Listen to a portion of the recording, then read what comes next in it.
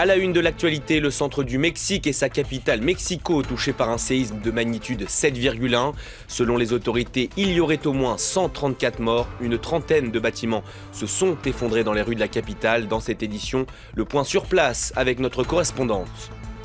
Un mort et 2 disparus en Guadeloupe après le passage de Maria. Les autorités préviennent, ses habitants doivent à tout prix rester chez eux. L'ouragan de catégorie 5 a également semé la désolation sur l'île de la Dominique, désormais totalement dévastée. L'Assemblée générale des Nations unies à New York, une première pour Donald Trump et Emmanuel Macron, qui se sont tous deux exprimés à la tribune de Marbre Vert ce mardi. D'un côté, le multilatéralisme d'Emmanuel Macron, de l'autre, l'Amérique d'abord de Donald Trump. Deux discours bien différents, vous le verrez. Voilà pour les titres. Bonjour et bienvenue sur France 24. Le 19 septembre est décidément un jour noir pour le Mexique. 32 ans jour pour jour après le séisme qui a fait 10 000 morts, la capitale Mexico a été le théâtre d'un puissant tremblement de terre ce mardi. De magnitude 7,1, il a été ressenti à plusieurs centaines de kilomètres de son épicentre. Selon un bilan encore provisoire, il y aurait au moins 134 morts à Schrenverdian.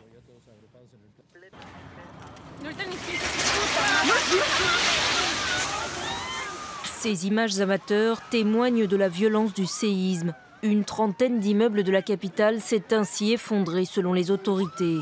Dès les premières secousses, la population de Mexico, habituée aux tremblements de terre, s'est précipitée dans la rue et n'a pu que constater l'ampleur des dégâts. C'est horrible, horrible, vraiment horrible. C'est vraiment terrifiant. Je pense même que ça a dépassé la violence du séisme du 7 septembre. L'épicentre du séisme a été localisé près d'un village de l'État de Puebla, à 120 km environ de la capitale. À Mexico, une partie de la population a été prise de panique, des incendies s'étant par ailleurs déclarés dans plusieurs immeubles. Dans certains endroits, les habitants ont uni leurs forces pour venir en aide aux victimes et dégager les rues en attendant les secours. Nous essayons de mettre les voitures sur le côté de la rue pour permettre aux pompiers et aux ambulances de passer, pour qu'ils puissent porter secours aux gens. Plusieurs institutions comme l'aéroport international de Mexico ont suspendu leur activité. Et les écoles de la capitale et de l'État de Puebla ont été immédiatement fermées. Hasard de l'histoire, ce tremblement de terre intervient quelques heures après des exercices antisismiques qui se sont déroulés dans l'ensemble du pays et 32 ans jour pour jour après le terrible tremblement de terre de 1985. Il avait fait plus de 10 000 morts. Et sachez également que l'aéroport international de Mexico a dû également suspendre ses activités. Outre le bilan matériel, c'est le bilan humain qui inquiète. Les précisions sur place de notre correspondante Laurence Cuvillier. Je viens de passer dans le centre historique de Puebla, la capitale de l'État du même nom. Et effectivement, il y a des débris partout sur les trottoirs de la ville, de très nombreuses rues bloquées pour les risques d'écroulement des édifices. Donc oui, la ville est très endommagée.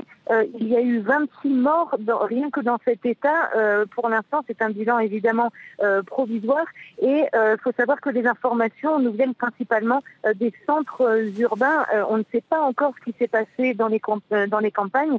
On sait juste que par exemple dans un petit village de cet état de Puebla, le village d'Atchala, une église s'est effondrée pendant la cérémonie d'un baptême, faisant au moins 9 morts. Donc le bilan va continuer évidemment d'évoluer. Pour l'instant, la solidarité est en train de se mettre en place dans les rues de Mexico.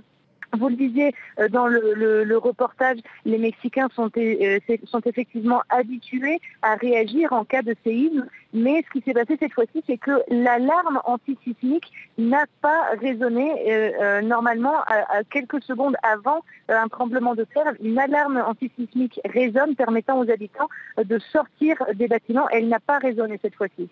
Et hasard de l'histoire, Laurent, ce séisme intervient 32 ans, jour pour jour, après celui de 1985. À l'époque, on le disait, 10 000 personnes avaient perdu la vie. Est-ce que les autorités ont pris les précautions nécessaires pour empêcher un tel drame ? Alors, il faut savoir que le Mexique est doté d'un système de monitoring tout autant des éruptions volcaniques comme des séismes, qui est très perfectionné. Il y a une surveillance permanente et constante des séismes dans le pays. Et comme je vous le disais, comme la plupart des séismes ont leur épicentre sur la côte Pacifique ou au large des côtes Pacifiques, eh bien, les ondes sismiques prennent à peu près entre 40 et 50 secondes à se ressentir dans les grands centres urbains comme Mexico et Puebla. Cette fois-ci, l'épicentre était bien plus proche de la capitale, à peine à 120 km de la capitale. Alors on ne sait pas encore pourquoi le système antisismique, l'alerte antisismique n'a pas marché cette fois-ci. Peut-être que justement le délai était trop court, l'épicentre était trop proche pour que les autorités puissent lancer l'alerte et permettre aux habitants de se mettre à l'abri. Sa réaction était bien sûr très attendue par la population mexicaine. Le président Enrique Peña Nieto s'est exprimé sur la situation après ce séisme. Je vous propose de l'écouter. Des forces armées ont été déployées. Des rapports de la protection civile font état de nombreux dégâts. Le système d'urgence pour la ville de Mexico est en place. Nous allons devoir aller à un autre aéroport car celui de Mexico n'est plus praticable. Pour l'instant, nous ne pouvons pas y atterrir. Nous allons à Mexico pour voir ce qui s'est exactement passé.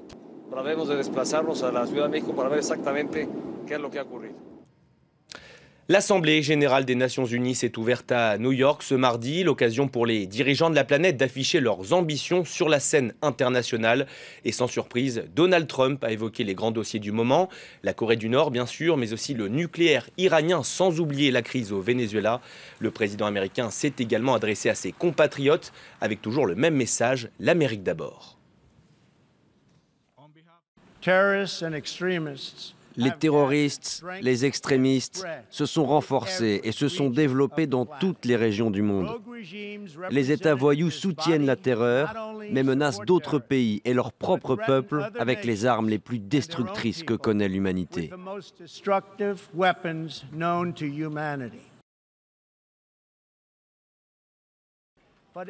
Si on nous oblige à nous défendre ou à défendre nos alliés, nous n'aurons pas d'autre choix que de détruire totalement la Corée du Nord. Nous ne pouvons pas laisser un régime meurtrier continuer ses activités déstabilisatrices et construire de dangereux missiles. Et nous ne pouvons pas respecter un accord s'il sert à couvrir l'éventuelle mise en place d'un programme nucléaire.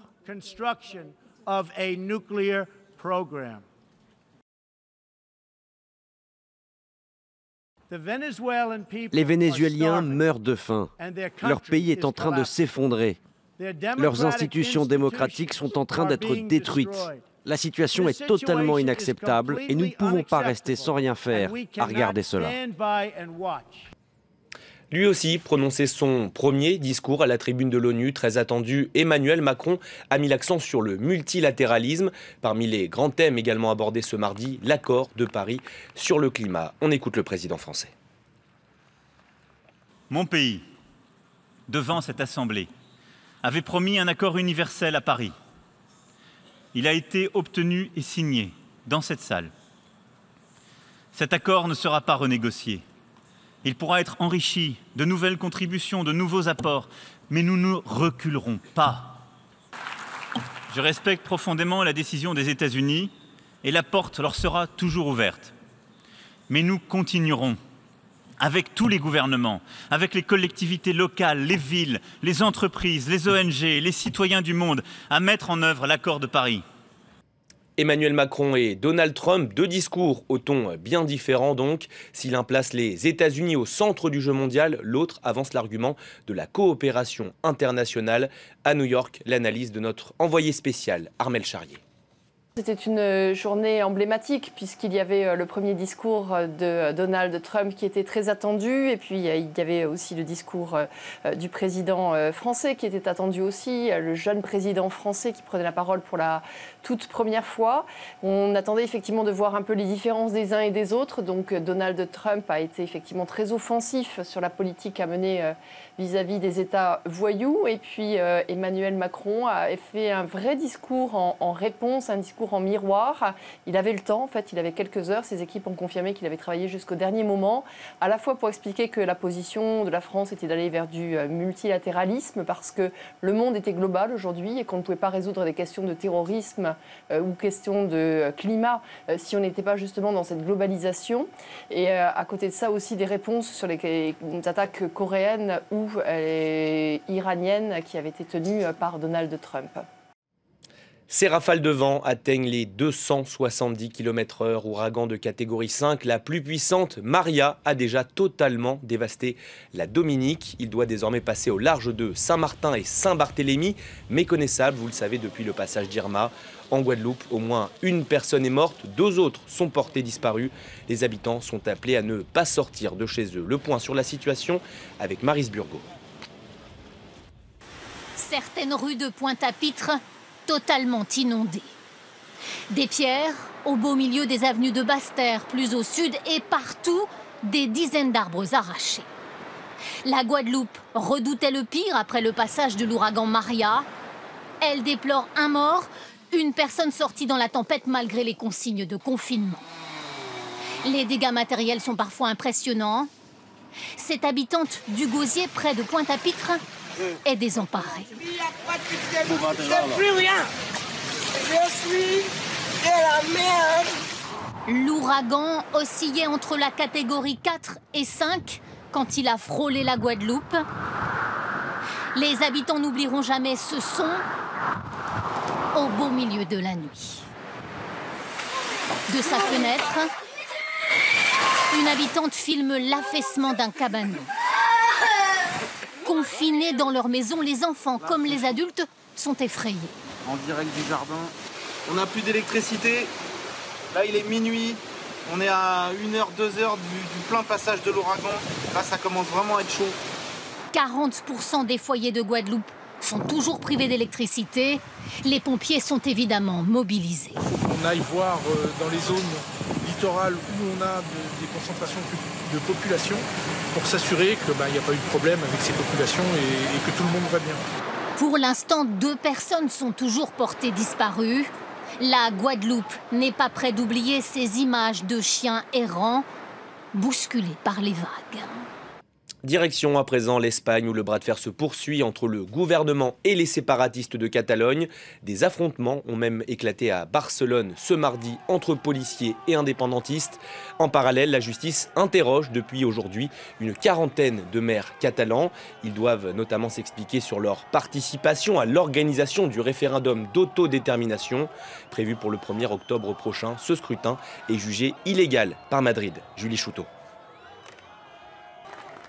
Il vient de passer plusieurs heures devant le procureur, mais lorsqu'il quitte le tribunal sous les encouragements des militants pro-référendum, le maire de Mollerussa est serein. Je n'ai pas peur. J'ai expliqué que voter n'était pas un crime. Il n'est stipulé nulle part qu'un référendum est quelque chose d'illégal.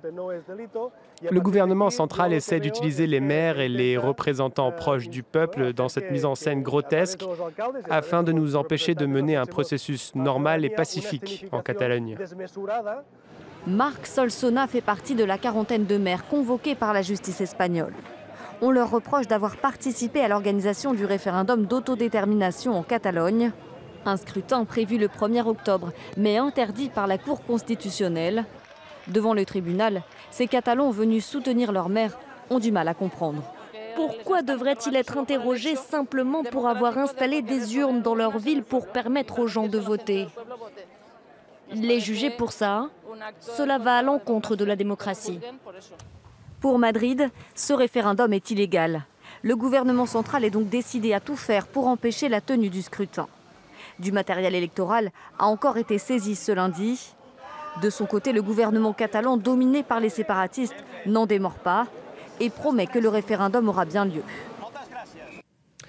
2 200 000 € récoltés pour venir en aide aux habitants de Saint-Martin et Saint-Barthélemy. Le grand concert Ensemble pour les Antilles, organisé ce mardi soir au Casino de Paris, devrait bien permettre d'accélérer la reconstruction sur place.